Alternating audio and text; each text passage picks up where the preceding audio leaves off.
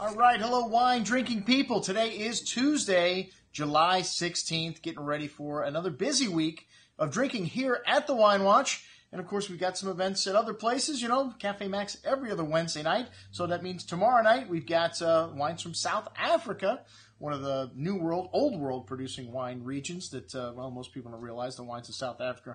More along the lines of old world wines. They've been making wine since the 17th century. That's a couple hundred years longer than we've been making wine in California.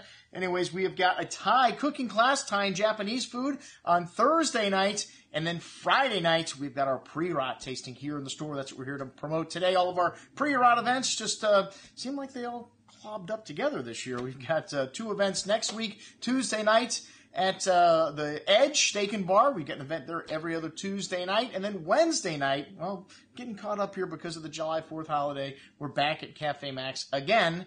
So, every week, it seems like. We're doing a tasting at Cafe Maxx this month for another Priorat event. So we've got 3 Priorat events coming up in the next couple weeks. And, we're going to have different wines at each one. So you could attend all 3 of them and, become an expert on the Priorat. Well, this is an area that they've been making wine. Well, the Carthusian monks monastery at Scala Dei was founded in the 12th century, 1163.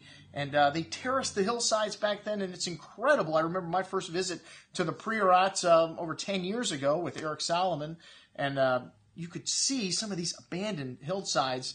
It wasn't until the 90s, the late 80s, that René Barbier and Alvaro Palacios moved in, and, they only had 1,500 hectares of vineyards at that time, which before phylloxera, at the last part of the 19th century, there was around 5,000 hectares of vineyards here, but devastated and, never really replanted. The DO was created in the 1950s, and then this area was elevated to DOC status on 2000. Well, the Spanish government didn't acknowledge that until 2009.